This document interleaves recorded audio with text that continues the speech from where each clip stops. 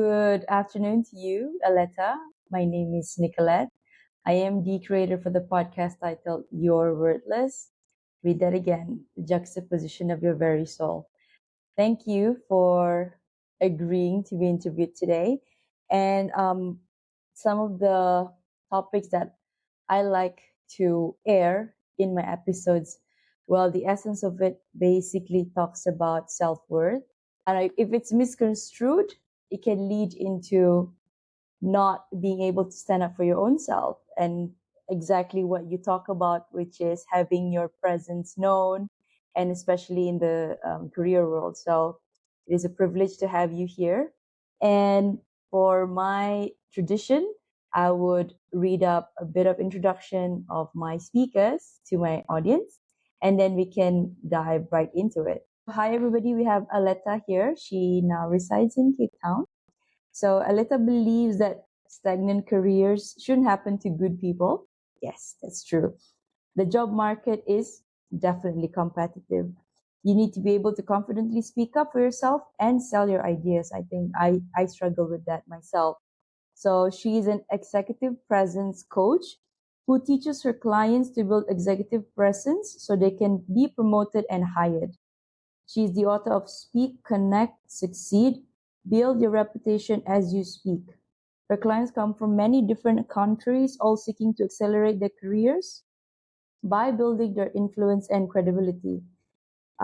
She is lucky enough to live in Cape Town, South Africa at the moment with her husband and I think 3 kids. So welcome, Aletta.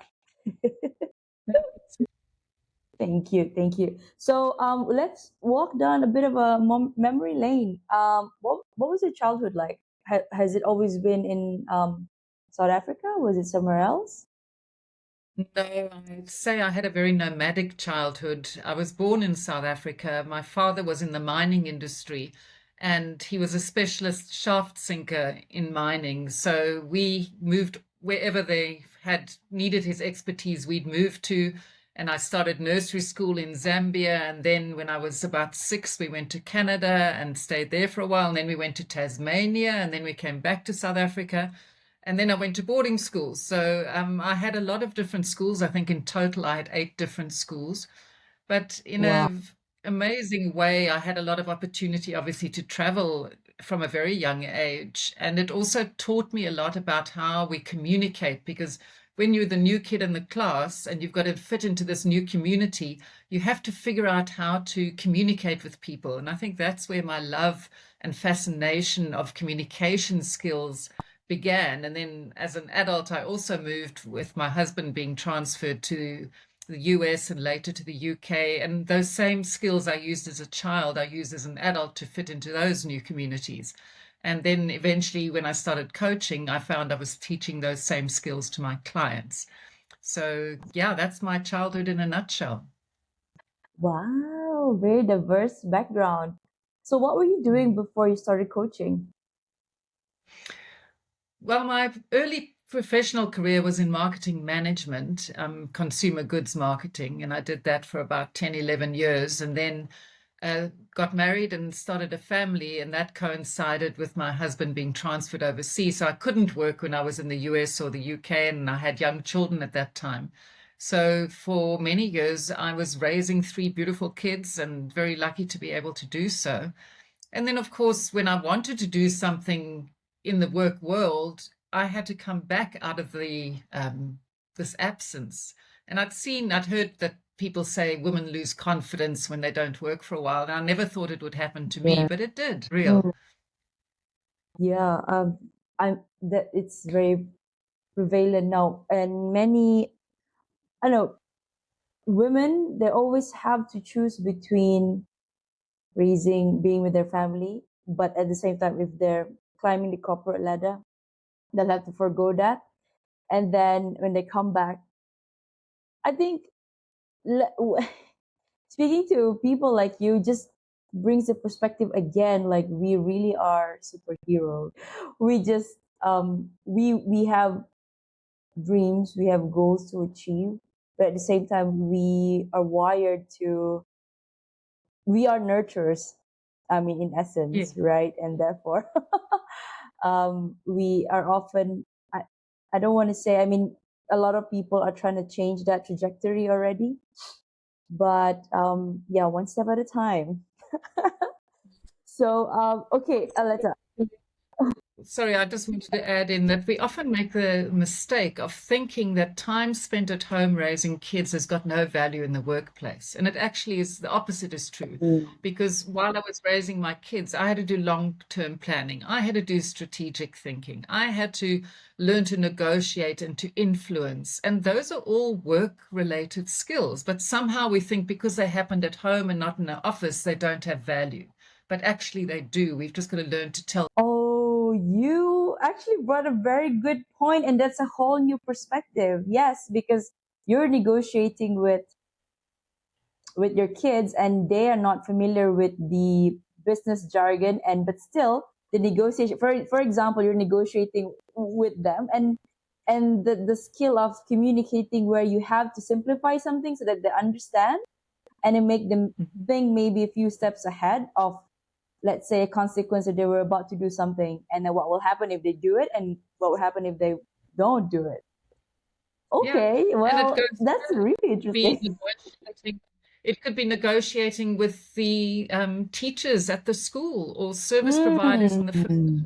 or medical people. You know, you're advocating for your child. You're trying to make sure that everything is happening in the best interests of the child.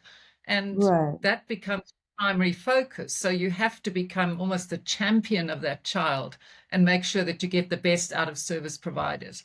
So it's a very multifaceted, and let's not even mention time management.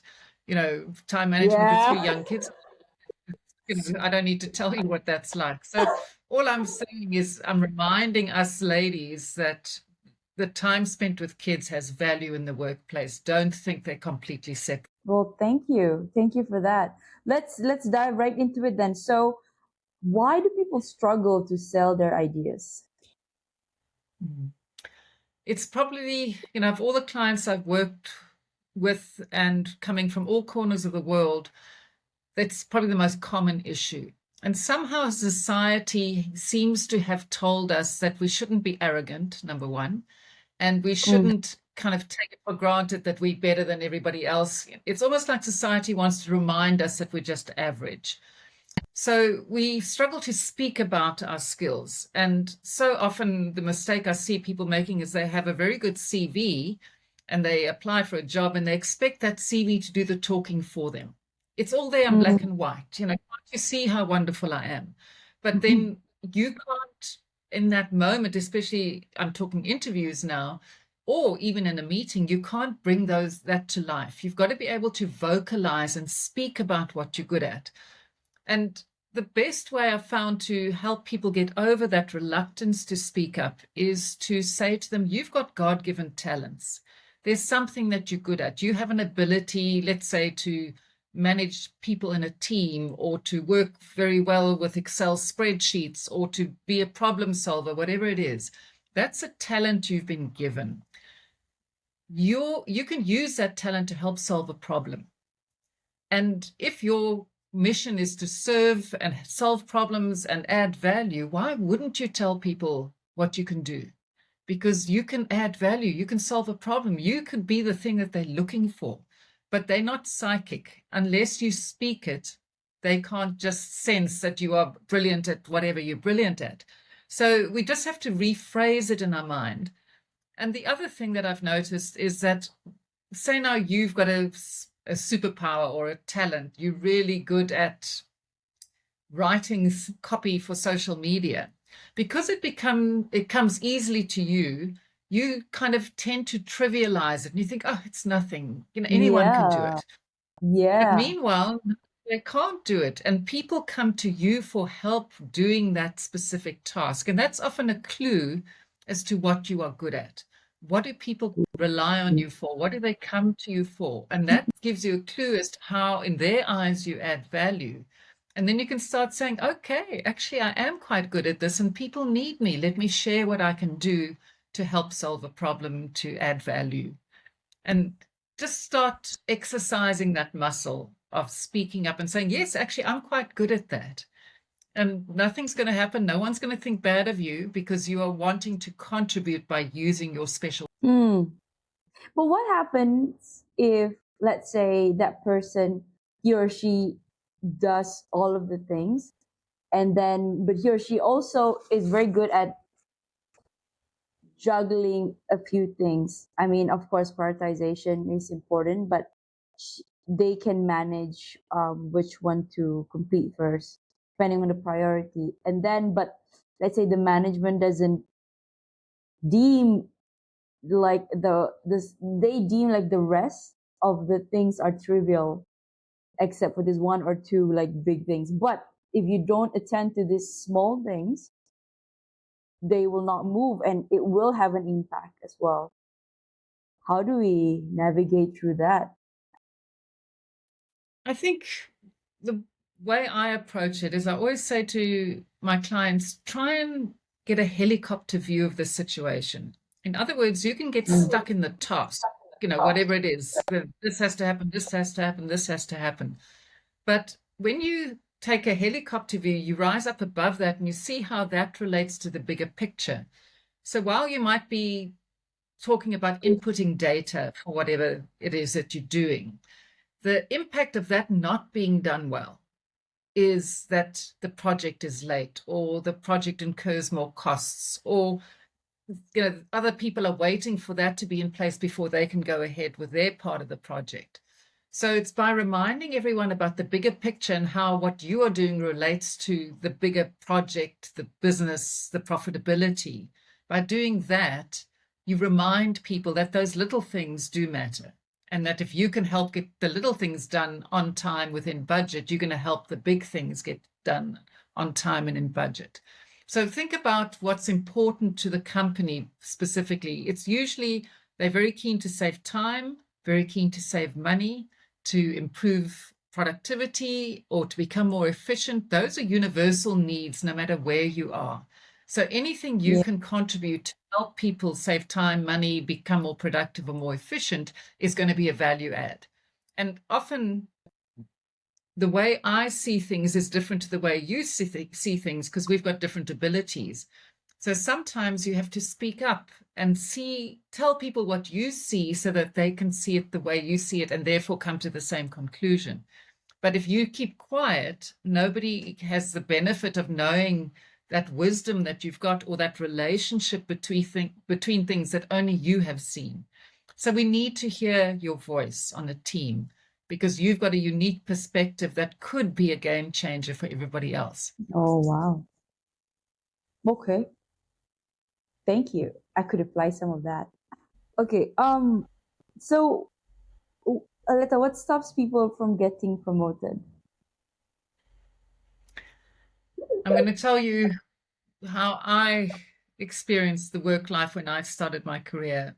I found office politics incredibly confusing. There were rules that weren't written rules, they didn't make sense, and so had a liaison with so and I just couldn't make sense of it. So I thought, well, let me just go and do my job. And I'd sit in my office and I'd do whatever was, my responsibility to do. But I think secretly I was waiting for someone to discover me. I was waiting for Mm. someone else to say, oh gosh, she's really good at this. We should give her a promotion. We should, give her more opportunity. And I relied on the hope that someone else would see what I was doing and place a value on it and speak up on my behalf. And like many others, I waited a long time to be discovered.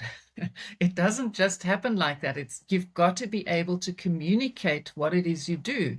And I had a lot of learning to do. I had one boss who gave me a performance appraisal where he told me that I wasn't giving him the same level of work as somebody else on the same level. And I was so angry and I blamed him. It was his fault.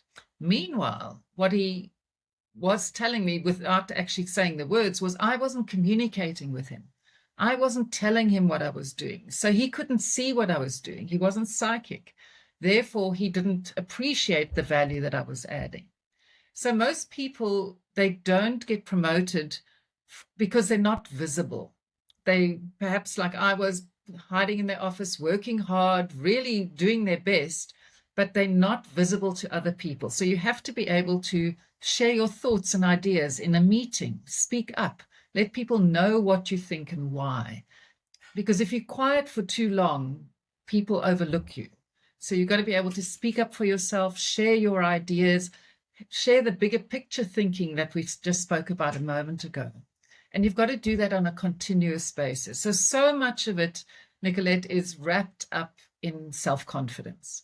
Self-confidence and self-esteem are at the root of all this. And if you're not a confident person naturally, and even if you are confident naturally, it doesn't mean that you can speak up for yourself in the way you need to speak up for yourself.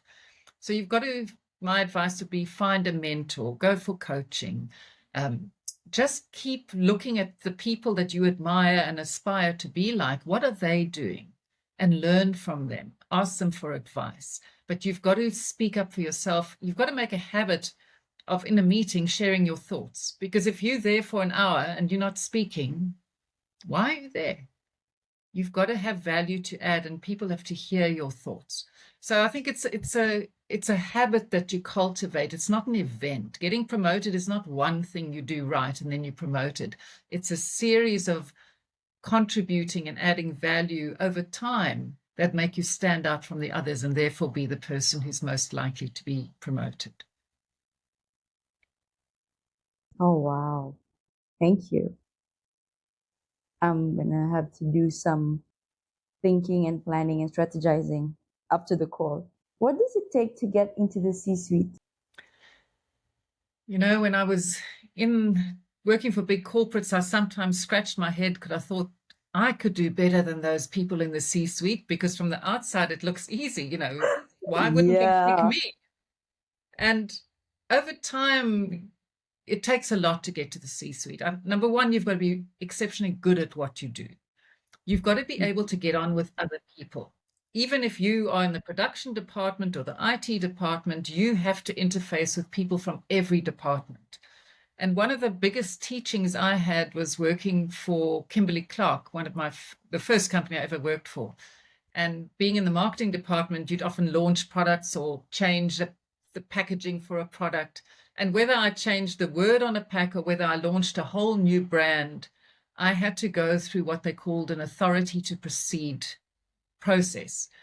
And it meant I had to go to speak to 14 heads of department and get them to sign off on whatever change I was planning. And why it was so important is if I went to the head of market research, that person would be looking for different information to the head of production, to the head of finance, to the head of quality control, whatever it is. So I learned that I had to pitch it to them in a way that made sense to them. I had to answer their specific questions and make sure that they were happy before they would sign off. And to get to the C-suite, you have to be able to see things from other perspectives. It's not just about your department and your team. It's about how your team interfaces with other teams, how you add value, how you communicate, and how you get the job done. So I think people skills are often underrated. The technical skills we get relatively easily through studying or going on courses, but it's this so-called soft skills. It's your ability to relate to people, to inform them, persuade them, inspire them, to hold people to account. Those soft skills are wrapped up in what I call executive presence. And the more you can be someone that communicates well and shares ideas well and listens to others and finds solutions, the more likely. Wow. When I first started out my career, I think back in 2009, I had the same thought. Becoming a CEO is simple, but after being um, for over a decade in the working industry, I'm like, you know what? I'm okay with where I am now. But having said that, after hearing what you said, it's always been um, something that you can be the C. If you want to be a C, everybody can dream. But how to get there and getting yourself prepped along the way, and also whether you're a good fit for to be the CEO, because Yeah, and it also depends on the industry that you want to be in, and it's not just because of the status or when I was younger it was that, and now it's definitely not that. And if it's a public listed company, you're accountable, you have a fiduciary duty to your shareholders. So, but how am I relating that? Whatever that you just mentioned is, I think, if people, anybody who wants to climb the corporate ladder and aiming to become a C-suite, they just need to have the good skill set and, like you said, coaching, mentoring, getting themselves ahead, personal or career development goals, because you have these things and you'll mesh well. And yeah, God's willing, you're gonna go and get it. I might just consider, So because I'm why do you want to be there? yeah. You've got to say, why do I want to be in the C-suite? And obviously, it could be prestige, it could be money, it could be that that's the logical next step, but it's got to fit into the rest of your life. And everything Mm, comes at a cost. So yeah, yeah. learn that the top job is maybe not always the optimal job. Maybe there's another role that you're really good at, that you're passionate about, that you love doing, and that might be a better fit than the top job. So I think do some self-analysis and say, what is it I want out of life? Never mind, what do I want out of a career? And how do I best go about making those puzzle pieces fit together? And it may be the CEO, it may not be. You've got to figure that out for yourself, but stay open to many options, because that's the wonderful thing about this world we live in. There's so many opportunities, but not all of them have the title of CEO, but they can be equally That's so rewarding or more true. rewarding. So Oh yes. just spend some time defining what it is you want and why it's important to you, and that'll help. No, this became a mini coaching session for me. Thank you. Thanks, Aletta. Okay, what mindset do you need to accelerate your career? Say, What mindset do you need to accelerate your career? oh, I love that question, Nicolette. Thank you for asking that. So often people have a skill set, but they don't have the mindset to leverage their skill Mm, set. So the yeah. mindset you need to have, I believe, is number one, where you want to add value. Because if you're going into a job and you just want to take and get what the job can give you, that's not the correct mindset. You want to be able to go into that role and say, how can I add value to my team, to this project, to the company? Because then you're in the right mindset to give and to grow and to help others give and grow. The mindset that you need to get the executive presence to get to the top or to get to the right place is one where you believe in yourself, where you believe that you have value to add, where you believe that your voice is worth hearing. So it's if you go into that mindset you want to give, then it's easier to speak up. It's that conversation we had right at the beginning of this interview where I said, you've got a God-given talent that can help solve problems. So if you go in with that mindset, then it's easier to speak up, to sell your ideas, to build influence, to build credibility. So for me, it's a very Oh, positive, authentic mindset, but it's comes from authenticity. It comes from the desire to contribute. What I'm not saying is you don't need the mindset of, I am the most important person in the room, I need to speak the most. It's not mm. about you. It's about how you can bring out the best in people and in your team and in that project to get the job done. So that value adding, contributory mindset, to me, is brilliant. And of course, if you love what you're doing, that's so much easier. But you've got to care for the people, care for the job, care about yourself, but bring that positive mindset to work. And most days it might be easy, but on some days it's not that easy. So you've got to pick yourself up off the floor when you've had a difficult time and go back. But if you can stay positive and focused and contributing, I believe that is a powerful mindset. And people will notice that, because not every. Wow.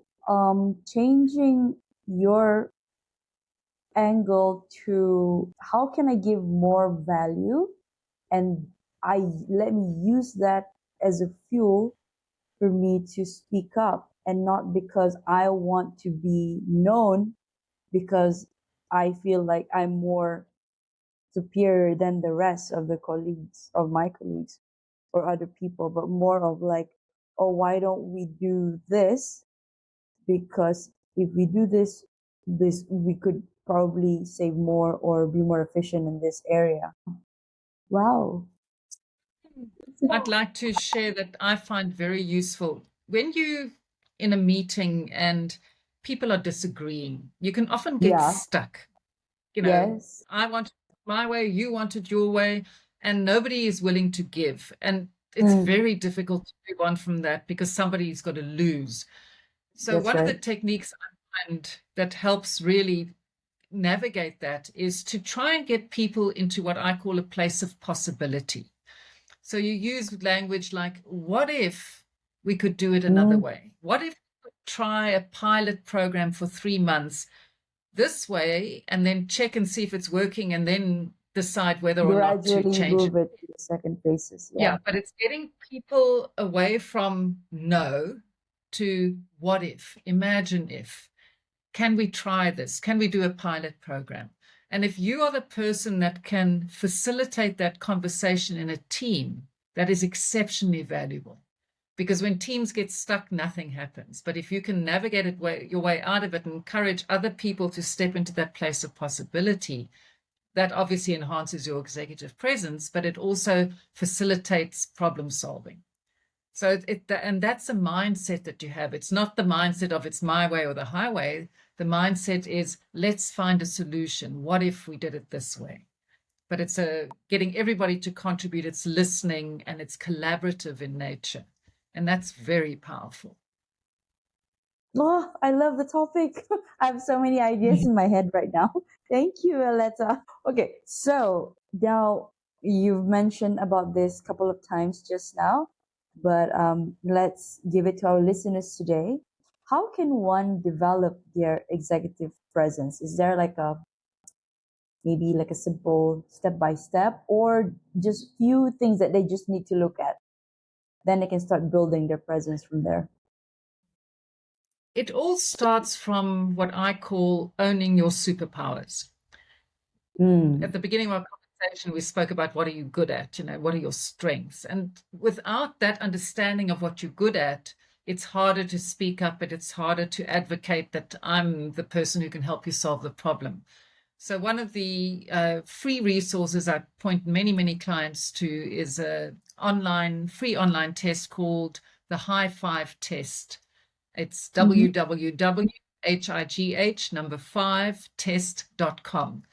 And what I love about this test, you do it, you answer a whole bunch of questions, it gives you your top 5 strengths, but it gives you the language to say how those strengths impact a team or a company, how they add value. So it makes it easier for you to use that language to express how you can add value.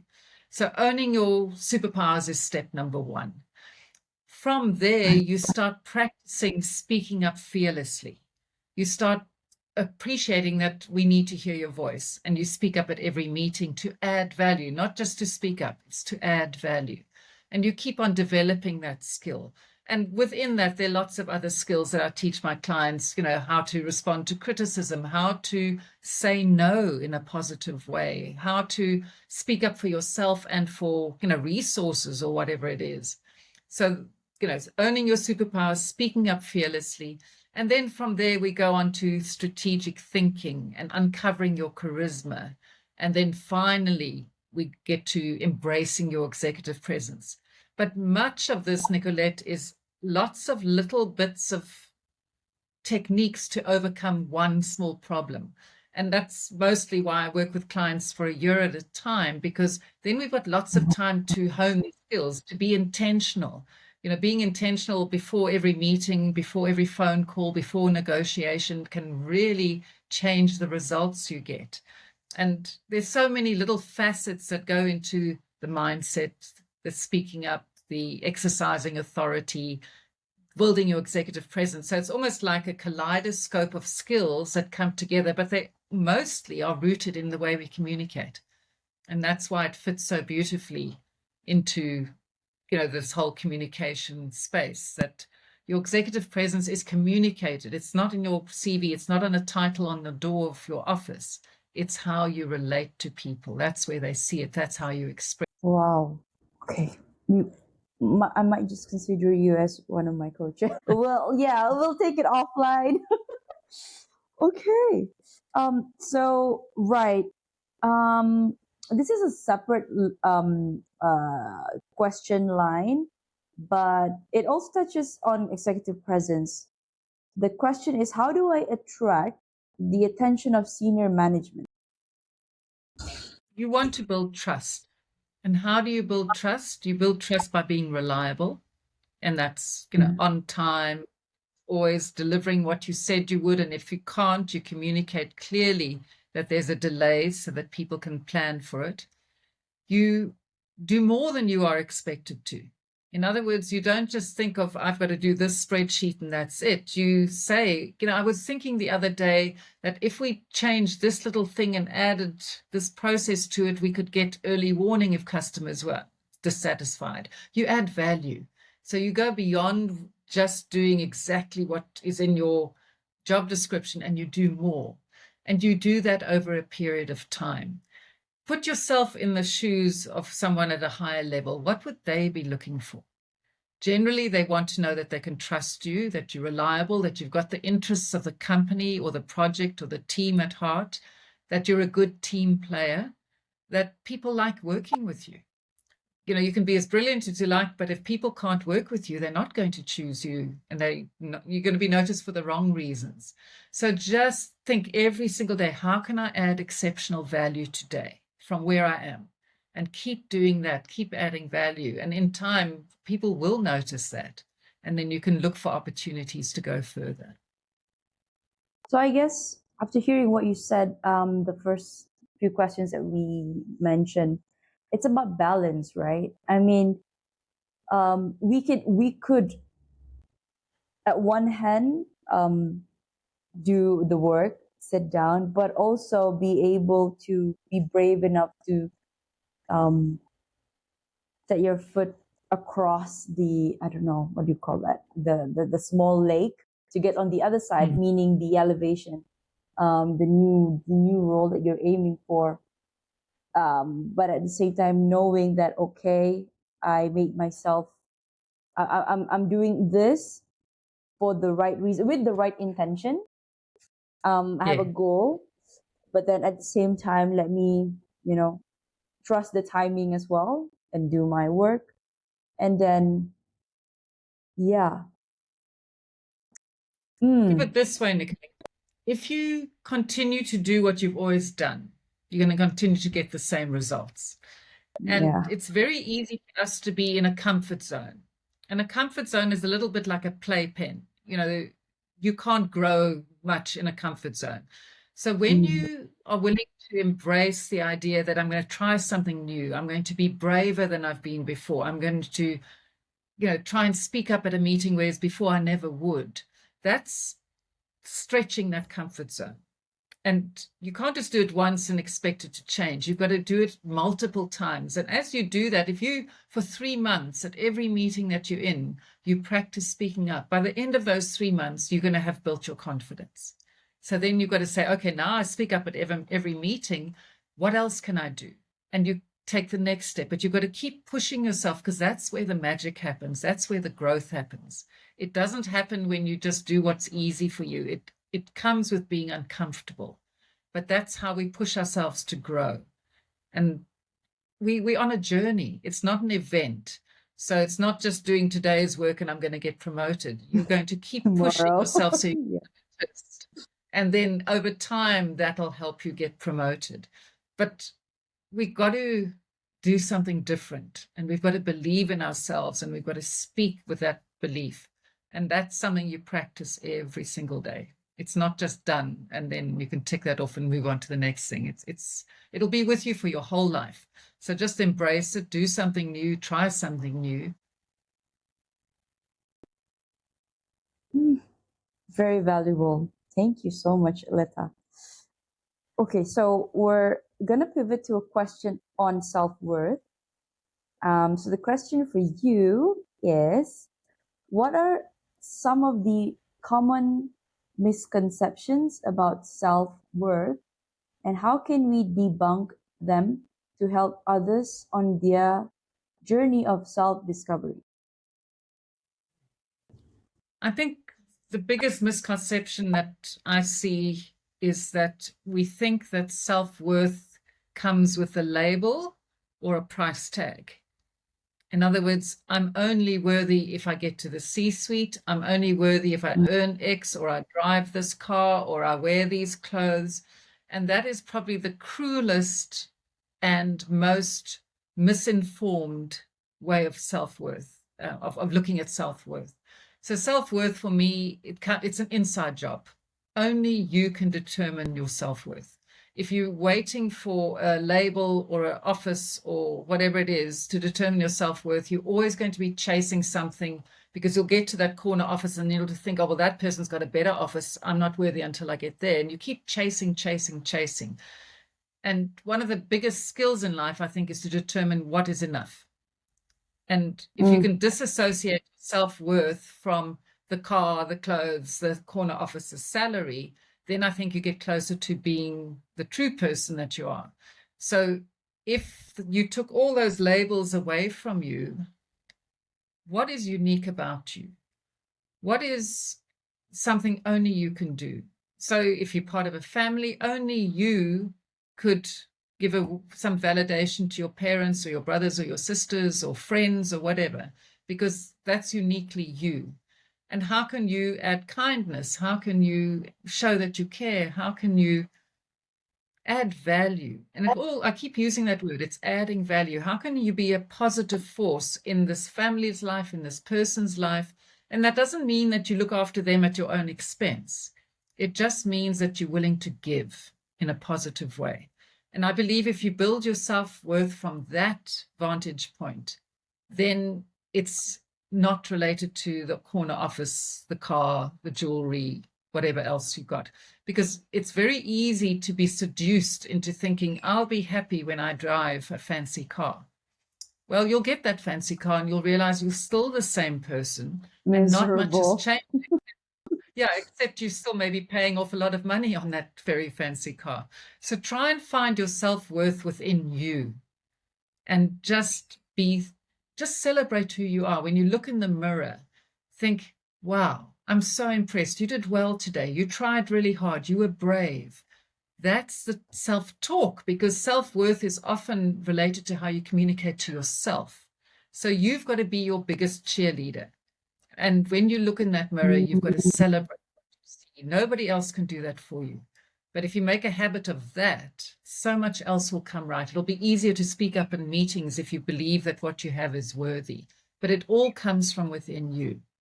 So be kind to yourself, be patient to yourself, celebrate even the smallest of wins, and even celebrate that you tried, even if it didn't go the way you expected. That self-care and kindness is worth more than any. Thank you. Again, beautiful reminder. I ask a lot of few of my guests similar questions, and they all go back to the same thing. And it's just every time I hear it from a different person, everybody brings that. It's different people, but same energy. It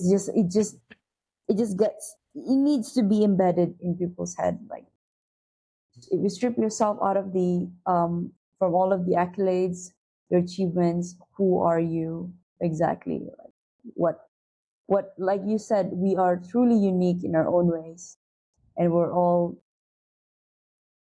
different, and you should just be authentic. And you matter.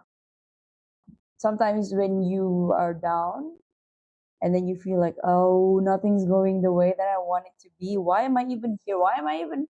And then you go back to, why was I even born? Why? What? I don't think I'm important.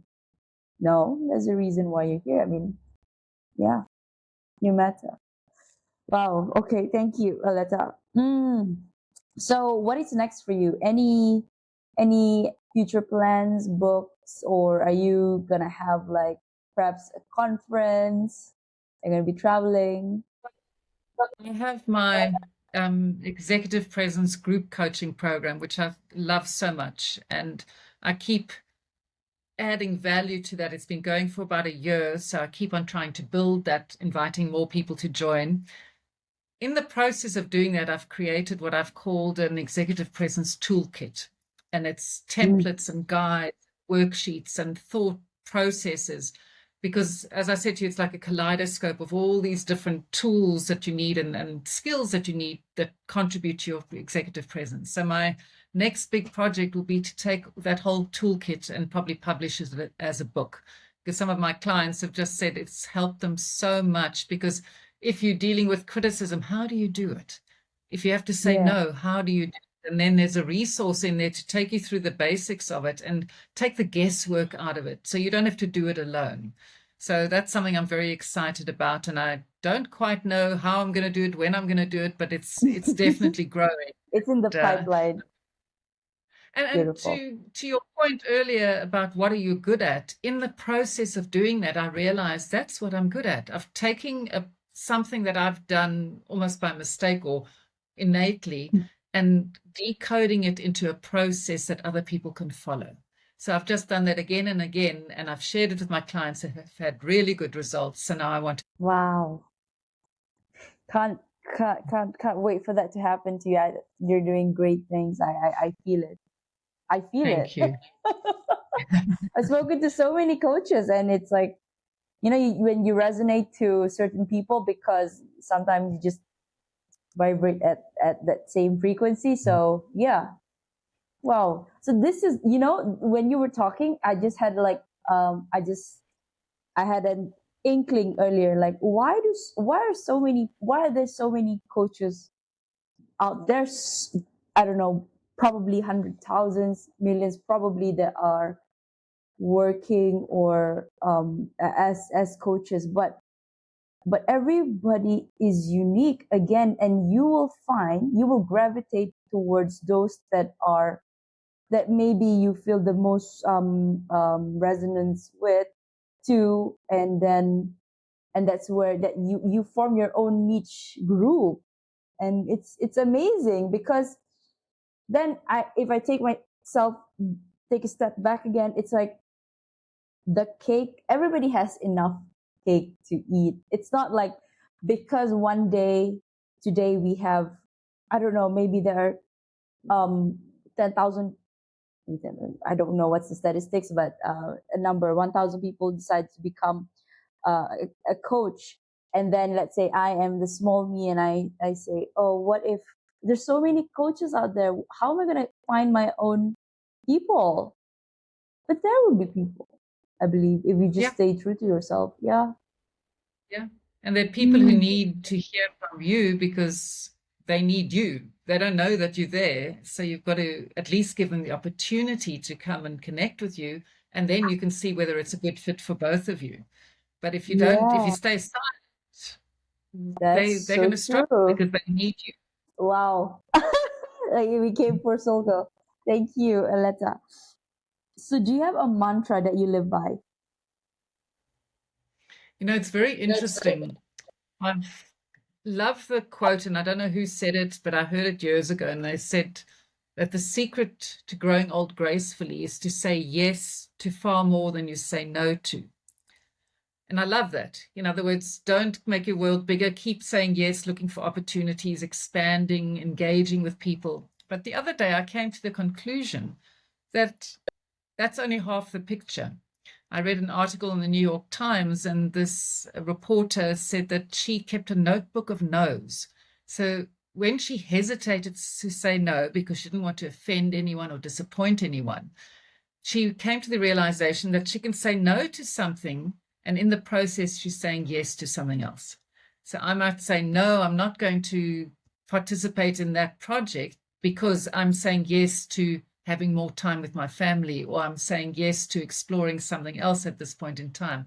So I love that balance between saying yes but saying yes for the right reasons, and also saying no when you have to, but then balancing that. If I'm saying no to that, it's because I want to say yes to more things Other and things things, that are yeah. important to me. So it's very intentional, and I love that. So that's a long-winded answer to your question, but that really resonated with me, that say no for the right reason and relate that to what you say.